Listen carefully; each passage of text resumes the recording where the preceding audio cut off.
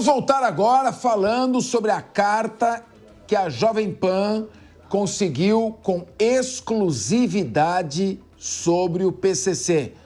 A Jovem Pan obteve, o jornalismo da Jovem Pan obteve com exclusividade uma carta na qual o primeiro comando da capital tenta organizar um ataque a guardas penitenciários, atualmente chamados de policiais penais.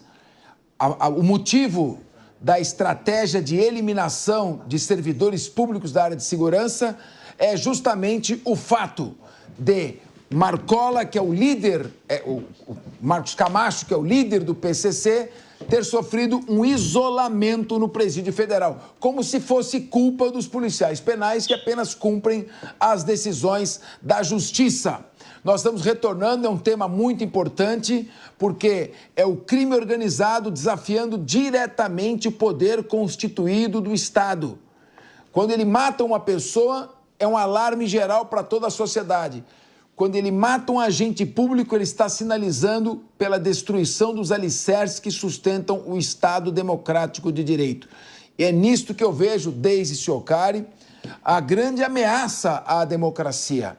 A grande e verdadeira ameaça à democracia se encontra no crime organizado, cooptando os jovens, as futuras gerações, para o tráfico de drogas, para a criminalidade, ingressando na política, bancando campanhas de delinquentes que querem se tornar políticos, vereadores, pagando estudantes para prestar concurso para juiz, promotor, delegado, ou corrompendo agentes públicos no exercício de sua função. Esta simbiose com o poder público e o alto poder de corrupção são uma ameaça efetiva ao Estado democrático de direito. Como você faz uma análise sociológica, eu diria, da democracia sendo corroída a partir do fortalecimento das organizações criminosas e criação de um Estado paralelo? Capês, sabe que eu vou até fazer uma provocação ao Leandro aqui, mas não, porque a gente está num período de eleição municipal e a gente teve esse resultado das eleições aqui, onde a esquerda acabou fazendo poucas prefeituras. E a gente tem falado tanto no fortalecimento do Estado, e hoje o Estado está nas mãos da esquerda, né? Está sob a coordenação da esquerda. E aí uma reflexão que eu faço, eu gostaria muito de te ouvir, não é nenhuma provocação, não, mas um entendimento que eu tenho é que a esquerda, nos últimos anos, ela se afastou muito das classes, principalmente aqui em São Paulo, pela votação do Guilherme Boulos, né?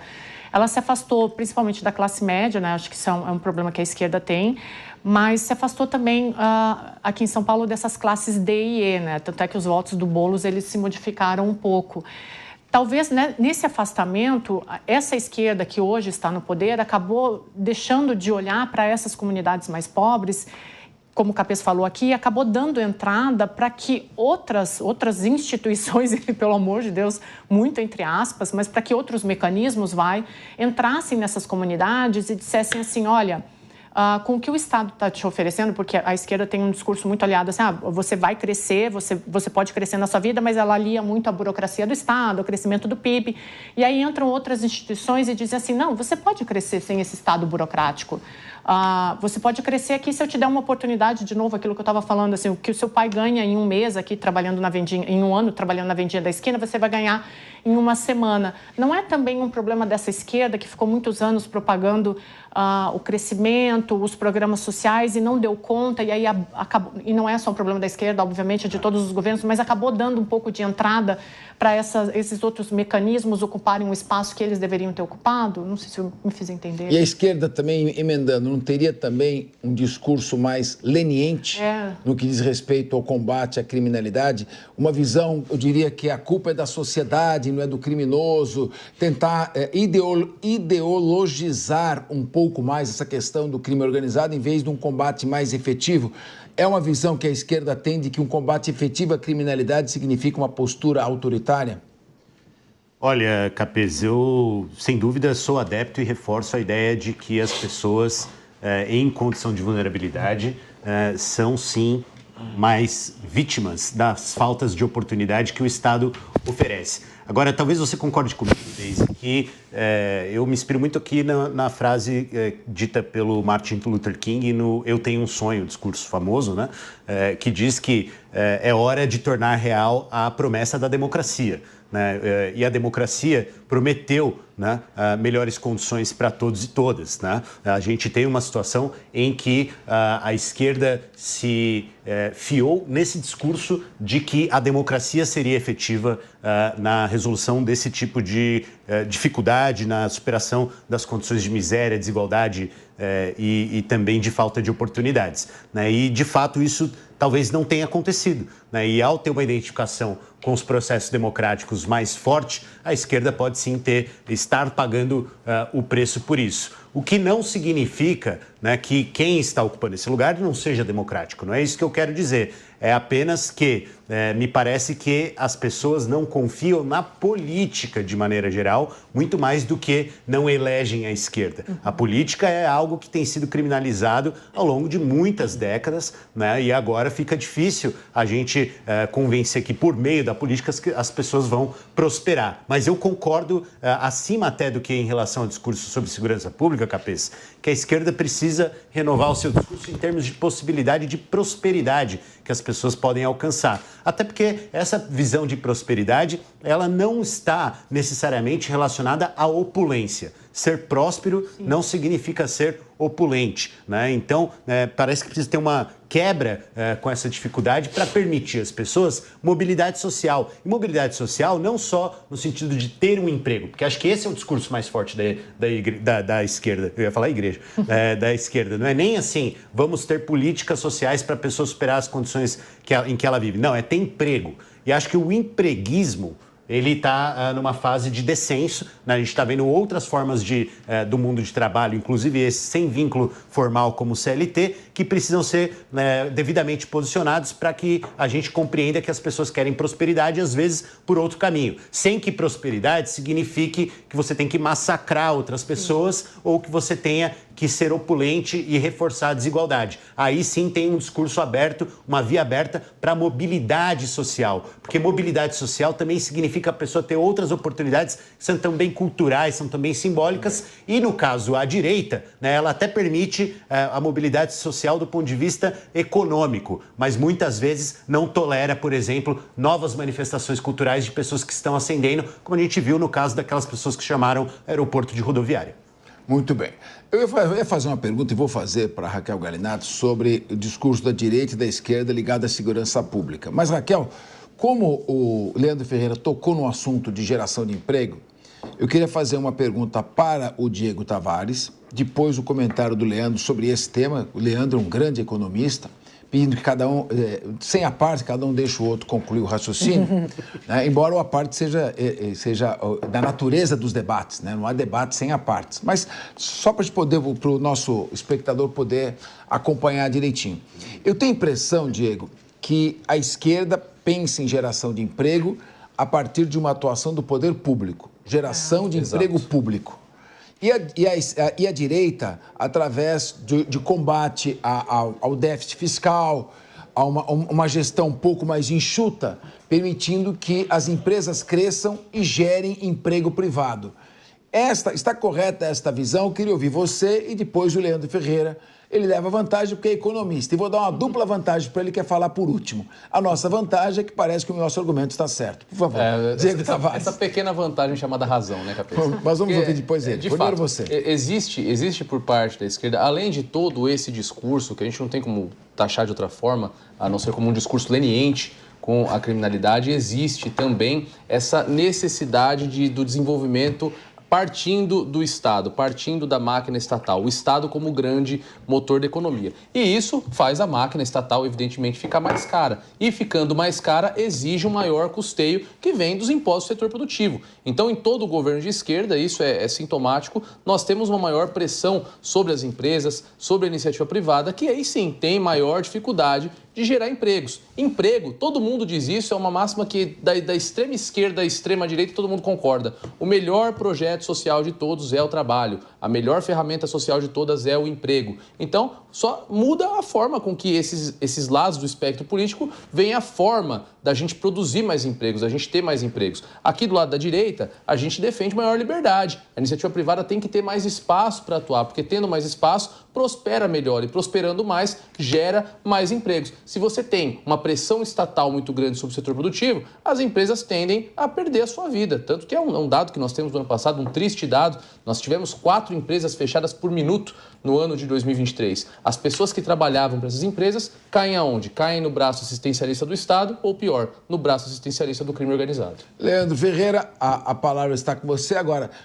A partir do momento em que o poder público chama para si a obrigação de gerar emprego, como ele não produz riquezas, ele vai ter que pegar essas riquezas dos impostos pagos pelas empresas. Então ele sobe muito a carga tributária, as empresas começam a quebrar, diminui a carga tributária, diminui a capacidade do poder público de gerar emprego. Não é uma estratégia equivocada, que já se mostrou equivocada nos regimes de esquerda ao longo do mundo? Não, não se mostrou equivocada. Pelo contrário, isso a gente tem sim a perspectiva de políticas sociais fortes na esquerda, né, por meio, por exemplo, da garantia de saúde e educação pública de qualidade, né? Há que se lembrar que há um discurso forte, especialmente fora do Brasil, mas da direita, de que saúde, por exemplo, não deve ser provida pelo Estado, né? Isso é muito comum de ver nos movimentos de direita do mundo, inclusive alguns movimentos que a direita do Brasil quer copiar, né? Mas a gente vê também que a esquerda propõe muito mais do que boas políticas sociais, um alto grau de investimento com recursos do Estado, investimento que pode ser, sim, feito e deve por meio dos agentes privados, das empresas privadas. Então, a ideia por trás de uma política macroeconômica desenvolvimentista está ligada à ideia de investimento para desenvolvimento. E essa ideia, Capês, você como leitor de John Maynard Keynes, sabe muito bem que é algo que tem o potencial, sim, para gerar riqueza, porque os fatores que geram riqueza estão na sociedade, né, estão na mão do privado, inclusive a força de trabalho. As pessoas trabalhando gera riqueza e ao gerar investimento você vai ter gente trabalhando para que você tenha riqueza gerada no país, é um efeito multiplicador. Você a essa altura já está compreendendo muito bem a teoria keynesiana. Muito bem, já foram colocadas as posições, agora eu quero voltar à minha pergunta que eu ia fazer para a doutora Raquel Galinatti. Eu queria entender, a direita me parece que tem um discurso mais forte de segurança pública, de combate, e a esquerda tem um discurso mais ameno, focado muito mais numa vitimização do criminoso. É uma visão superada essa, ou você tem essa percepção ainda nos meios policiais? Eu acredito que a segurança pública, ela assim como outras pautas que dão grande repercussão, elas ficam tomadas com uma queda de braço para cada ideologia, seja esquerda ou direita, se colocar como proprietária e detentora delas. A direita, por mais que coloque a segurança pública como uma pauta preponderante, e tem um lado que a direita defende muito bem a segurança pública, que é o bandido na cadeia, que são leis fortes, que é contundência a não aceitar a criminalidade, que é tolerância zero. Existe algo que uma parcela dos parlamentares da direita esquecem ao defender a segurança pública. Esquecem que quem integra a segurança pública são servidores públicos e precisam e merecem de toda a atenção do Estado em seus direitos. E quando a gente vê diversas reformas no sentido previdenciárias, reformas administrativas, para retirar o direito, inclusive dos policiais, professor, a gente vê então que o discurso ele fica permeado no vazio. A segurança pública ela é uma pauta de toda a sociedade. Se a direita quiser defender a segurança pública, que a direita defenda também os policiais que integram a segurança pública. Se a esquerda quer defender os direitos sociais, que a esquerda defenda os policiais que integram o pilar dos direitos sociais, que é a segurança pública. Então, nesse sentido, na minha opinião, quem defende a segurança pública são pessoas que integram a segurança pública, como os você que integra a segurança pública, promotor de justiça, os advogados que integram a segurança pública e principalmente nós policiais que estamos ali na segurança pública. O judiciário, por muitas vezes, colocam decisões que nos fortalecem ou algumas vezes nos enfraquecem. Mas eu não posso generalizar o judiciário, porque por muitas vezes eu vejo mais acertos em decisões do judiciário do que erros. Então, é um sentido que é muito fácil colocarmos em caixinhas pautas de defesa da mulher, ou de defesa dos vulneráveis, ou de defesa daqueles que não têm terra. Vamos colocar esses numa caixinha da esquerda. Vamos colocar a segurança pública na caixinha da direita. Mas não é assim que funciona na prática. Agora, Deise Ciocali, imaginemos um combate ao tráfico de drogas a partir da prevenção do consumo das drogas. Se não há pessoas que consumindo drogas, o tráfico não vai ter clientes para vender as suas drogas. Será que o verdadeiro e principal terreno para que se travar a guerra contra as drogas não seja o terreno da mente humana? Atuar, sobretudo, na parte psicológica do jovem. E aí eu vejo com muitos bons olhos, queria ver a sua opinião, a participação de igrejas também motivando na fé um fator de contra-força com relação ao vício. Porque o que é o vício? O vício é o desejo é psicológico. Quando você combate esse desejo, essa força psicológica, com uma força contrária mais forte ainda, que é essa motivação ou o próprio medo de se tornar dependente das drogas, você começa a ganhar. Talvez seria um momento de também partir para este enfoque, não apenas combater o efeito, combatendo as organizações criminosas?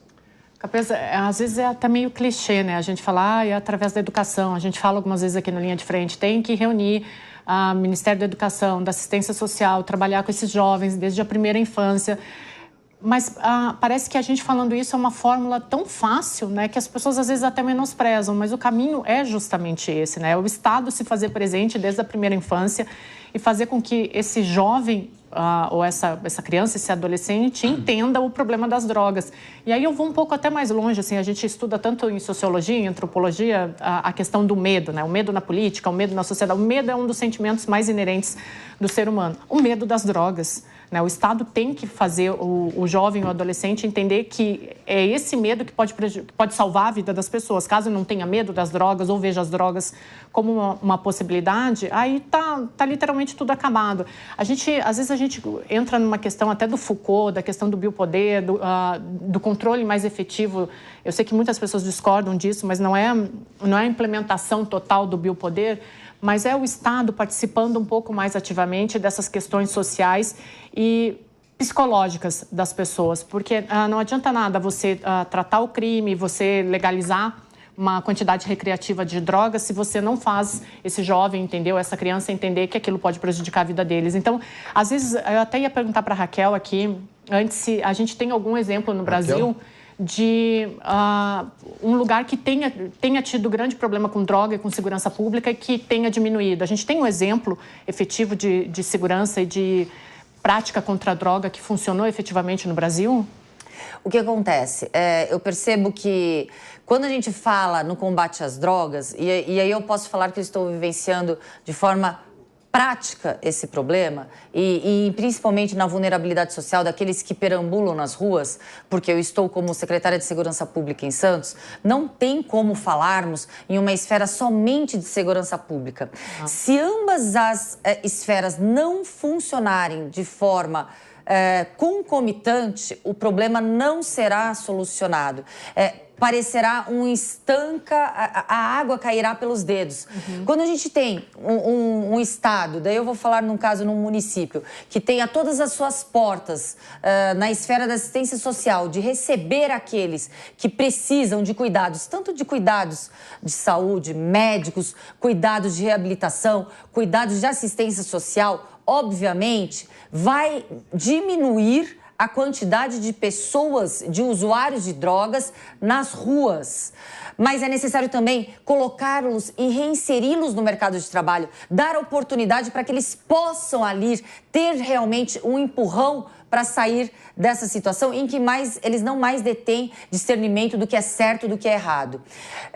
O problema da criminalidade, daqueles que estão infiltrados nos usuários de drogas, é um problema consequente, e eu digo até que são pequenos crimes, são crimes a varejo, são crimes que não impactam diretamente um país como as facções criminosas, mas eles são instrumentalizados pelas facções criminosas. Olha o paradoxo. As facções criminosas arregimentam aqueles que estão já desprovidos da assistência do Estado, desprovidos de discernimento mental e operacionalizam através daqueles por um pagamento pela própria droga, para ali continuarem a criminalidade. Então, é um problema extremamente complexo, não vi solução nem no Brasil e nem em outro local do mundo, a não ser, e aí não quero que a nossa audiência me interprete com um pensamento fascista, mas uma proibição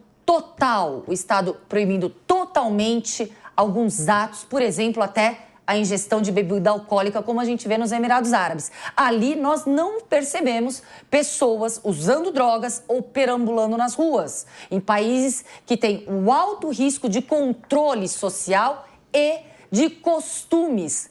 Existe a polícia de costumes nesses países. E aí a gente não está falando da nossa realidade. Caso contrário, eu não vi nenhuma solução. Eu só vou pegar o gancho no que a Raquel está falando, mas vai na mesma linha do que eu estava falando aqui em relação ao Foucault, né? Que quando a gente fala do controle dos corpos, não é que tem que controlar tudo, mas às vezes o Estado um pouquinho mais presente, um pouquinho mais eficiente nessa questão psicológica, talvez seja necessário, sim, né? Leandro Ferreira, você que não gosta de controles psicológicos, né? Você tem horror ao que, por exemplo, Fidel Castro faz, o Kim Jong-un fazia, o Kim Jong-un Não, eu não estou falando isso, pelo amor de Deus. O Stalin, né? Mas eu queria perguntar para você o seguinte, Leandro, você sabe que eu ajudava uma entidade que ficava no meio de uma comunidade, de uma favela, e repleta e dominada pelo tráfico de drogas. E nunca os traficantes mexeram com essa entidade que lá se encontrava. E levava o filho, inclusive um deles dizia para a dona, eu não quero que meu filho seja como eu. E aí, então, eu digo o seguinte, como o Estado pode, brincadeiras à parte, é um assunto sério agora, trabalhar essa questão psicológica do que o Ferri chamava de contra spinta penale, né? O efeito contrário à motivação para a prática delituosa ou a motivação para não consumir drogas, para ele buscar outros mecanismos de preencher a vida dele que não fosse as drogas. Claro que, se fosse fácil, teria sido feito. Nós estamos aqui discutindo temas, nós estamos debatendo isso, possibilidades. Queria te ouvir. Olha, Capês, eu, apesar das brincadeiras à parte, né, eu estive na Líbia em 2010, ainda no governo do Muammar Gaddafi. E o Muammar Gaddafi tinha lá uma teoria, né, sobre um socialismo jihadista, né? E, assim, lá era proibido o consumo de álcool, viu, Raquel? Cheguei lá e já fui avisado, sem gracinha, né? E, de fato, as pessoas têm uma participação nas ruas maior, a polícia, pelo menos a polícia regular que a gente via, não usava armas, né? Agora, você tinha em todo o prédio um banner enorme com o rosto do Gaddafi. Eu acho isso extremamente ofensivo. O rosto do Gaddafi.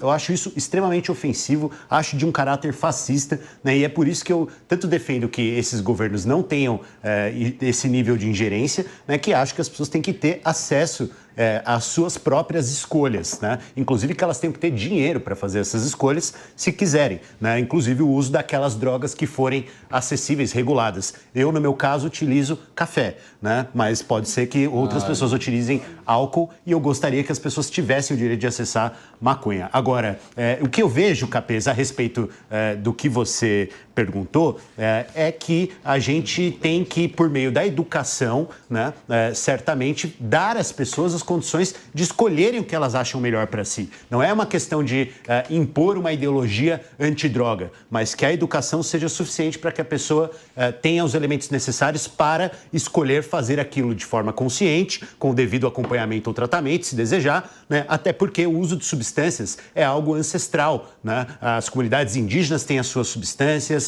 as sociedades anteriores às nossas tiveram... Sacrificam crianças também, Leandro. Não sacrificam crianças. Muito bem. Leandro Ferreira, então, conclusão do seu raciocínio, sem interrupção. Que as pessoas têm que ter direito à informação para fazerem suas próprias escolhas. Muito bem. Olha, vocês ouviram nossos 4 debatedores aqui, cada um tem direito à sua opinião, nós respeitamos a posição de todos e por isso que é o linha de frente, porque é frente a frente, ideias antagônicas se chocando e completando. Mas é claro, a mais importante é a sua opinião. Vamos lembrar que esta matéria, PCC trama plano para matar policiais, é uma matéria exclusiva obtida pelo nosso jornalismo, pelo repórter David de Tarso. Essa matéria exclusiva da Jovem Pan está no nosso site www.jovempan.com.br. Você vai conseguir acessar muito mais informação além daquela que já debatemos aqui até este momento.